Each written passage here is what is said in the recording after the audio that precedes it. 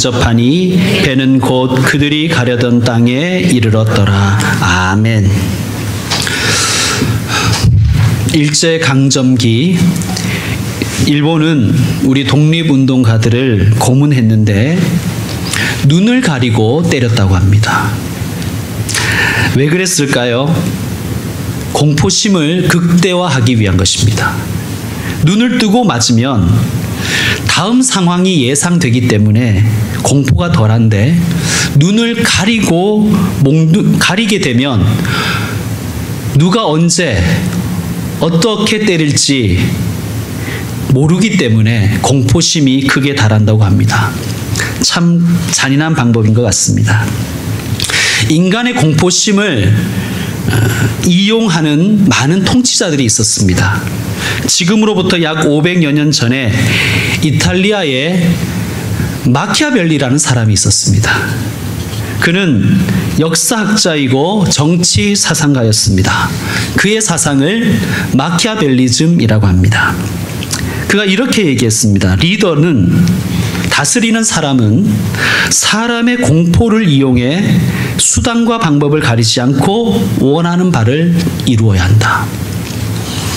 또한 이렇게 얘기했습니다. 인간이란 자기를 지켜주지 않거나 잘못을 바로 잡을 힘이 없는 자에게는 결코 충성하지 않는다. 백성을 이끌려면 존경의 대상이 되거나 공포의 대상이 되어야 된다. 그런데 존경을 받기는 매우 어렵다. 그러므로 차라리 공포의 대상이 되어라. 사랑받는 것보다는 두려움을 불러일으키는 것이 더 안전하다. 왜냐하면 사람들은 두려움을 불러일으키는 자보다 사랑을 베푸는 자를 해칠 때 덜 망설이기 때문이다.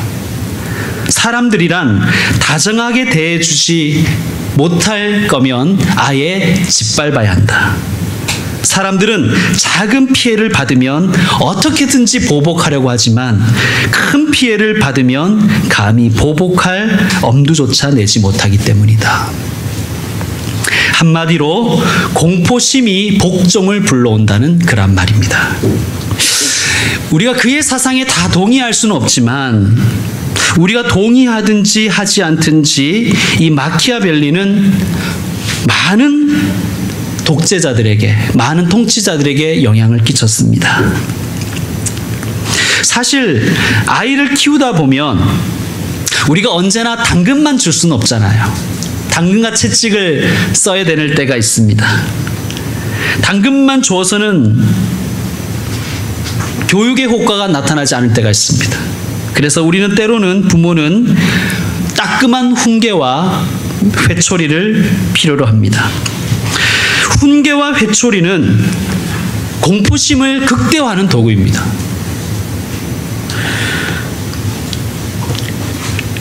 공포심이 훈육의 도구라고 합니다. 매우 효과적이고 필요하지만 자칫하면 학대의 도구가 될 수도 있습니다. 그래서 저도 고민할 때가 많습니다. 물론 제가 마키아벨리에게 상담을 받으면 그는 주저없이 채찍을 가라고 아마 충고할 것입니다. 왜냐하면 배려보다는 공포심이 즉각적인 효과를 나타내기 때문입니다. 또 배려하는 것보다 공포를 불러일으키는 것이 더 오래 간대요. 트라우마라고 들어보셨죠? 잘 아실 것입니다. 트라우마는 우리에게 있는 이 공포가 마음의 흉터가 된 것입니다. 그래서 좀처럼 없어지지 않습니다. 이것을 사탄 마귀가 너무나 잘 알고 있습니다. 그래서 두려움이란 사탄이 우리를 공격하는 무기가 됩니다. 사탄은요, 심지어 하나님을 예배드리는 이 순간에도 우리에게 두려움을 갖게 합니다. 예배 후에 처리해야 할 일들, 또 예배 후에 만나야 될 사람들에 대해서 걱정하며 두렵게 합니다. 이 교회 사람들이 예배 후에 나에게 밥 먹고 가라고 자꾸 질척대면 내가 뭐라고 해야 되나? 이런 거. 축도 끝나고 이 교회 목사가 자꾸 인사를 하면 내가 뭐라고 얘기를 해야 되나? 두렵잖아요. 그래서 우리는 예배를 하면서도 집중할 수가 없습니다. 축도 전에 나가야 되나 말아야 되나. 참 우리는 걱정과 염려와 두려움 속에 살아갑니다. 자, 이 두려움은 누구도 피할 수가 없습니다. 그러나 이 두려움을 우리는 다스릴 수는 있습니다.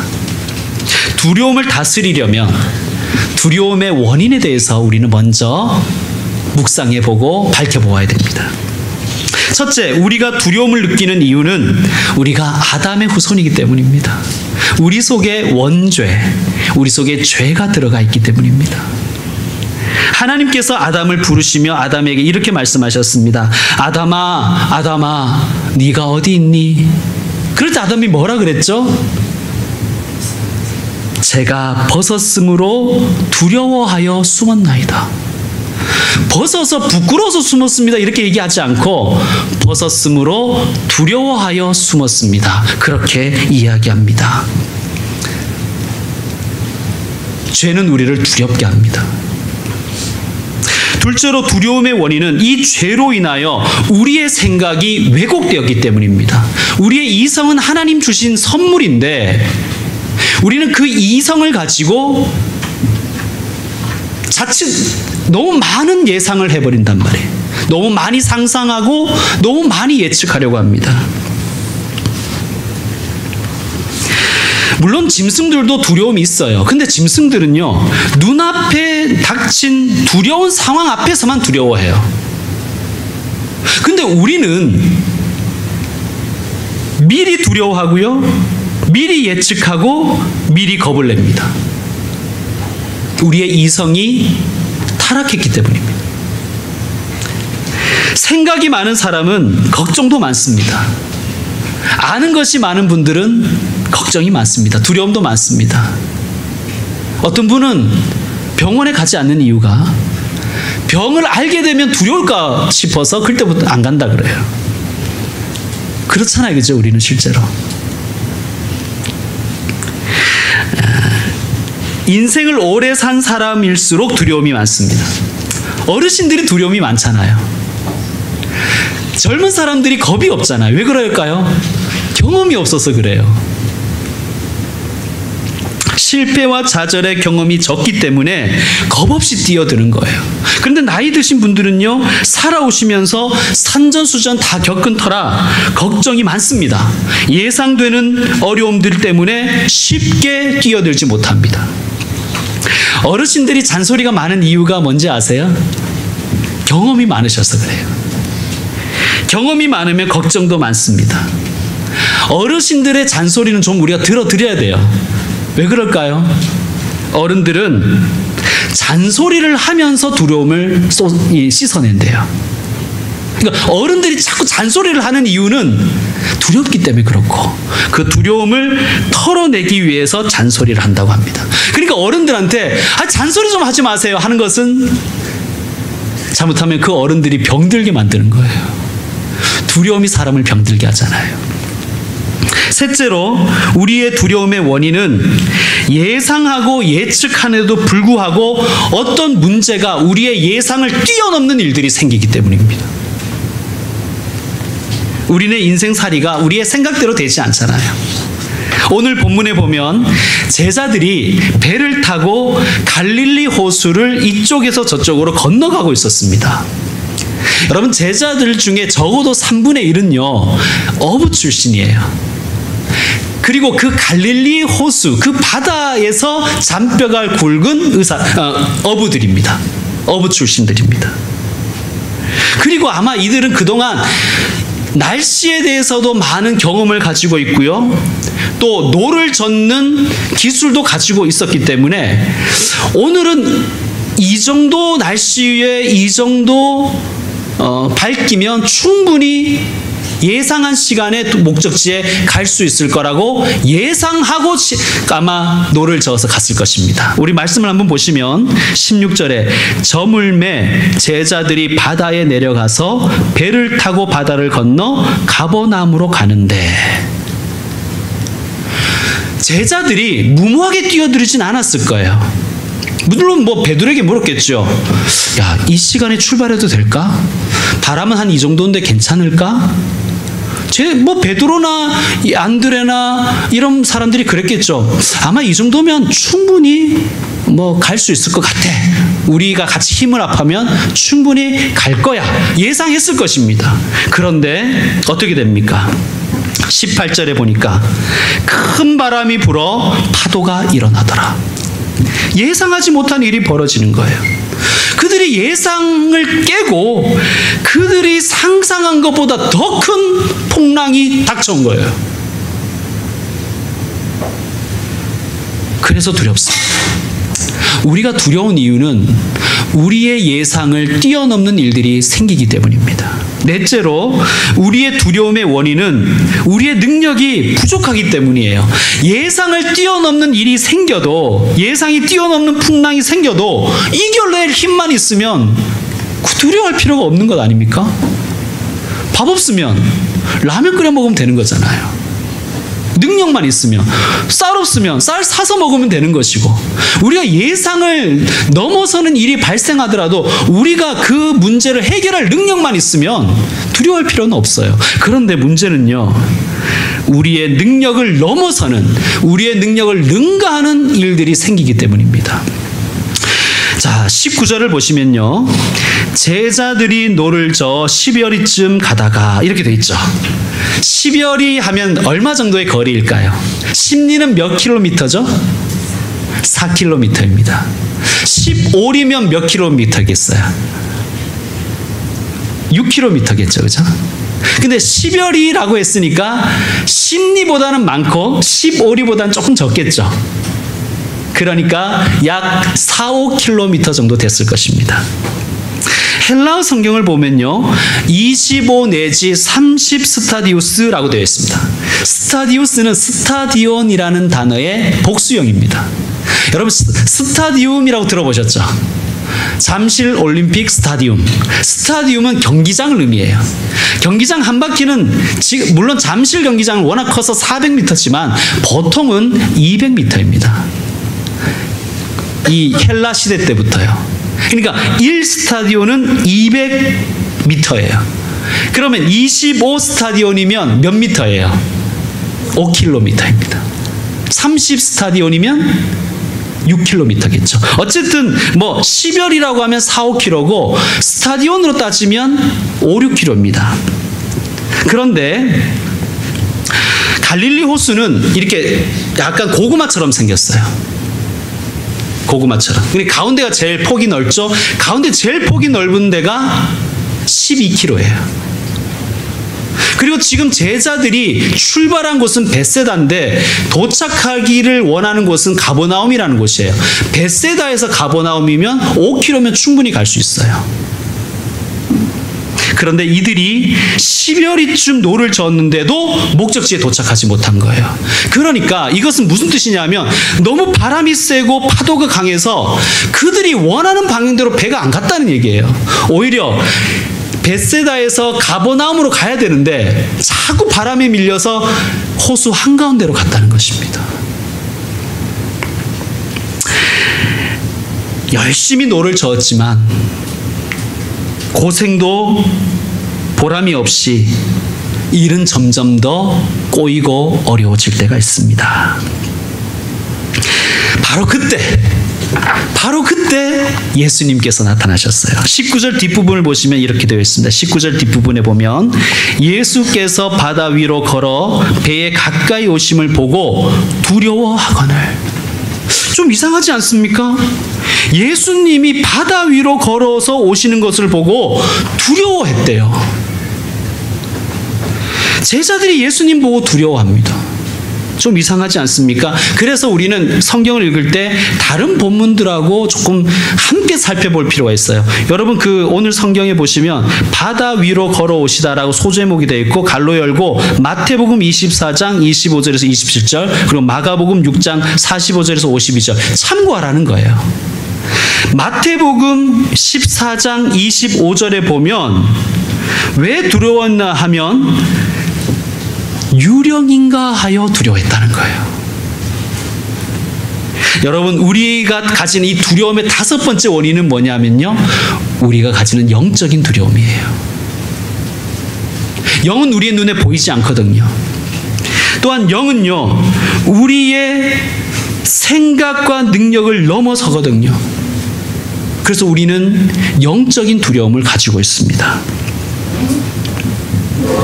자, 우리는 이 시간 두려움의 원인을 살펴보았습니다. 그렇다면 제자들이 이 두려움을 어떻게 이겨낼 수 있었을까요? 오늘 말씀을 통해서 또한 배워보겠습니다. 첫째, 제자들이 두려움을 이길 수 있었던 원인은 그 두려움을 다스릴 수 있었던 것은 주님의 말씀을 들었기 때문입니다. 우리 20절 말씀 다 같이 읽겠습니다. 20절 말씀 시작. 이르시되 내니 두려워하지 말라 하신대. 아멘. 내니 두려워하지 말라. 내니 두려워하지 말라. 주님의 말씀을 들을 때 우리에게 있는 이 두려움을 우리는 다스릴 수가 있어요. 같은 시찰에 속한 우리는 장로교회라서 노회가 있습니다. 노회, 교회들의 모임이죠. 그리고 노회 산하의 지역별로 시찰회가 있어요. 우리 같은 노회, 같은 시찰에 소속된 친구 목사가 있어요. 처음부터 친구는 아니고 이곳에 개척해서 노회를 가입하게 되어서 사귀게 된 친구입니다. 나이가 같아서 친구하기로 했습니다. 그런데 그 교회 교인들 중에 일부가 그 목사님을 너무 힘들게 하는 거예요. 그 일부는 무시할 수 없는 일부예요. 장로님, 권사님.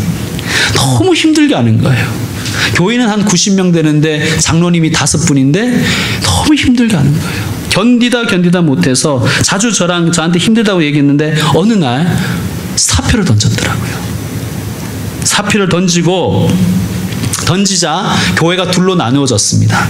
한쪽은 장로님 지지파, 이번 기회에 새로운 목사님을 모시자 하는 쪽과 장로님 반대파, 어떻게 목사님을 그렇게 내쫓을 수 있느냐, 우리가 가서 목사님 다시 모시고 와야 된다 하는 쪽으로 나뉘어져 있었어요.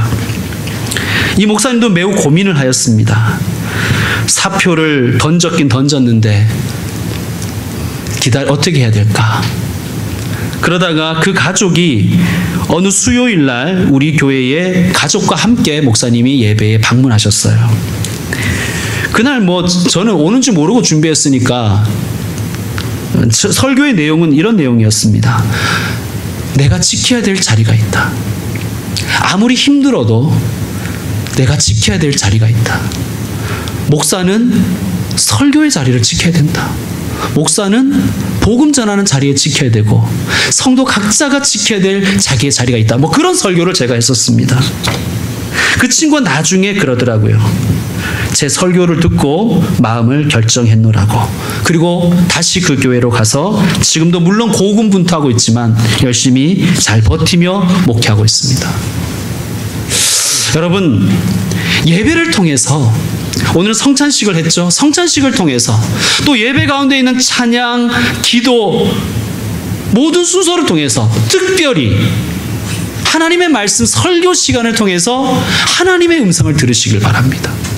내니 두려워하지 말아라. 주님 음성 들을 때 우리의 두려움을 우리는 다스릴 수가 있습니다. 둘째로 제자들이 두려움을 극복할 수 있었던, 다스릴 수 있었던 것은 예수님을 영접하였기 때문입니다. 자, 21절 말씀 제가 읽겠습니다. 21절입니다. 이에 기뻐서 배로 영접하니. 주님의 음성을 듣고 기쁨이 살아난 거예요. 그걸로 끝낸 게 아니에요. 예배 드렸더니 오늘 기분 좀 상쾌한데 로 끝내서는 안 돼요. 예배 드렸더니 하나님 말씀 들었더니 위로가 된다, 이걸로 끝내면 안 돼요. 주님을 내 배에 영접해야 됩니다. 주님이 내 배에 오르게 해야 됩니다. 주님이 내 삶에 간섭하게 해야 되고요, 주님이 내 상황 가운데 들어오게 하셔야 됩니다. 그냥 말씀 한번 듣고 기분 좀 전환해서 다시 내 힘으로 살아가는 게 아니고요, 내 삶에 예수님을 초청하여서 내 삶의 주인 되게 하셔야 됩니다. 여러분, 예수님을 삶에 초청하십시오. 그리고 예수님이 여러분의 삶의 주인 되게 하십시오. 두려움을 이길 수 있는 방법입니다. 주님을 내 가정에 초청하셔서 주님이 내 가정의 주인 되게 하십시오. 주님이 내 사업과 생업에 주님을 내 사업과 생업에 초청하셔서 내 사업과 생업의 주인 되게 하십시오. 그래야 배는 흔들려도 두렵지가 않습니다. 예수님은 누구십니까? 예수님은 폭풍 가운데 그 무리를 걸어서 우리에게 오셔서 우리를 구원하시는 구원자이십니다. 이 예수님 외에 누구를 우리가 믿고 살아가겠습니까? 21절 말씀 다 같이 읽겠습니다. 21절 말씀 시작. 이에 기뻐서 배로 영접하니 배는 곧 그들이 가려던 땅에 이르렀더라. 아멘. 배는 곧 그들이 가려는 땅에 이르렀더라. 할렐루야. 주님이 배에 타셔서 주님이 선장되어 주시니 그들이 가려던 땅에 이르른 거예요. 오늘 말씀에는 예수님이 배에 오르자 풍랑이 그쳤다는 말씀은 없어요. 솔직히 풍랑이 그쳤는지 안 그쳤는지 모르겠어요. 말씀하지 않으시니까 우리가 알 도리가 없습니다. 근데 분명한 것은요, 분명 풍랑이 계속되었든지 그쳤든지 배가 흔들렸든지 안 했든지 그 배는 목적지에 도착했다는 거예요. 여러분, 그게 중요하지 않습니까? 어쩌면요, 주님을 영접한 내 삶 가운데 폭풍이 계속될 수는 있어요. 외적인 폭풍, 내 마음의 어떤 아픔, 내 마음의 상처는 여전히 남아있을 수가 있습니다. 그런데 우리가 분명히 믿는 것은요, 이 배가 안전하게 도착할 거라는 거예요. 주님이 선장이니까. 세월호 선장은 배를 버리지만 주님은 결코 그 배를 버리지 않습니다. 예수님이 우리 배에 오르실 때 폭풍 가운데서도 우리를 안전하게 인도하여 주시는 선장이 되어 주실 것입니다. 예수님이 우리 배에 오르실 때, 내 인생의 배에 오르실 때 폭풍은 그치지 않을지라도 좌초하지 않게 하실 것입니다. 왜냐하면 예수님은 길이요 진리요 생명이시기 때문입니다. 예수님을 영접하십시오. 미국의 한 도시에 에이즈로 신음하며 죽어가던 한 여인이 있었습니다. 그 여인은 젊은 날에 심히 방탕한 삶을 살았습니다. 그에게는 어린 딸이 하나가 있었어요. 이 딸이 교회에 가서 목사님께 가서 울면서 엄마가 죽게 된 사실을 말씀드립니다. 목사님, 한 번만 우리 집에 와주시면 안 돼요? 한 번만 와주셔서 우리 엄마를 신방해 주세요. 그래서 예수님 믿고 천국 가게 해주세요. 목사님이 그 어린 딸의 손을 붙잡고 그 집을 방문했습니다. 그러나 이 여인은 차갑게 거절합니다. 여기는 목사님이 있을 곳이 아닙니다. 저는 하나님을 믿지 않습니다. 제가 이런 몹쓸병에 걸려 죽는 것은 당연합니다. 젊은 날 제가 쾌락을 쫓아서 살아갔던 저의 죄값을 치르는 것입니다. 목사님, 돌아가십시오. 저의 죄가 너무나 크기에 하나님도 저를 버리신 것입니다. 목사님이 한참 후에 이 여인에게 말했어요. 아주머니, 이 아이가 누구입니까? 제 외동딸입니다. 그러면 혹시 이 딸이 엄마의 말을 듣지 않다가 몹쓸병에 걸리면, 엄마의 말 듣지 않고 나가 놀다가 몹쓸병에 걸리면 버리시겠습니까? 아니지요. 하나밖에 없는 내 딸인데 내 말 안 들었다고, 그래서 병 걸렸다고 제가 어떻게 내 딸을 버리겠습니까? 아무리 몹쓸병에 걸렸더라도 저는 딸을 버릴 수가 없습니다. 목사님이 말합니다. 하나님도 그렇습니다. 당신은 하나님께 그런 딸입니다.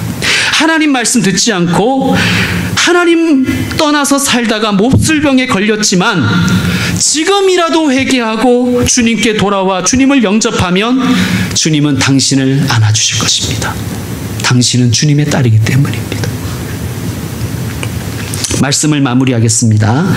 우리 인생의 항해 중에 큰 바람, 큰 폭풍을 만날 때가 있습니다. 어디 폭풍을 원하는 사람이 어디 있습니까? 그런데 우리의 인생이 우리의 예상대로 되지가 않습니다. 우리의 바램대로 되지가 않습니다. 가정에도, 직장에도, 사업에도, 목회에도, 자녀 양육에도, 우리의 사역 가운데 폭풍이 일 때가 있습니다. 심지어는요, 오늘 제자들이 왜 바다를 건너갔냐 하면요, 그 앞에 말씀 읽어보면 예수님이 건너가라 그래서 건너가다가 폭풍을 만난 거예요. 심지어는요, 하나님이 하라고 해서 했는데 폭풍 만날 때가 있어요. 하나님이 하라고 해서 개척했는데 어려울 때가 있어요, 여러분. 여러분, 하나님 하라고 해서 그 교회 갔는데 그 교회도 어려움이 있을 때가 있어요. 우리의 예상대로 되지 않습니다. 우리의 바람대로 되지 않아요. 인생이 원래 그렇고 신앙의 길이 원래 그렇습니다. 그러나 기억하십시오. 하나님은 우리를 버리지 않습니다. 왜냐? 하나님 우리 아버지이시고 나는 주님의 아들이고 주님의 딸이기 때문에 그렇습니다. 그러므로 하나님의 말씀에 집중하십시오. 그리고 주님을 여러분의 삶에 초청하셔서 주님으로 주인 삼으십시오. 여러분, 나침반이 있죠? 나침반 아실 것입니다. 나침반 바늘은요, 막 이렇게 흔들었다 딱 놓으면요, 막 흔들리다가 어디를 가리켜요? 북쪽을 가리키죠. 여러분, 근데 나침반을 가만히 보시면 딱 서 있지 않고 조금씩 움직입니다. 흔들립니다. 그렇지 않아요? 여러분, 우리의 인생이 끊임없이 흔들려요. 여러분, 목사도 흔들려요. 여러분, 나이 많이 들면 안 흔들릴 것 같죠? 흔들립니다. 그런데요, 흔들리더라도 나침반은 북쪽을 가리키는 거예요. 정확한 방향을 가리키는 거예요. 우리가 주님의 말씀을 듣고 주님을 내 삶의 주인으로 초청해도 어쩌면 많이 흔들릴 것입니다. 그래도 우리의 중심을 정확하게 주님께 향하고 내 시선을 주님께 드리고 내 귀를 주님의 말씀에 열어두고 내 마음과 내 삶을 주님에게 초청하여 주님께 열어드리면 주님께서 주님이 정하신 목적지에 우리를 도달하게 하실 것입니다. 그게 믿음입니다. 기도하겠습니다.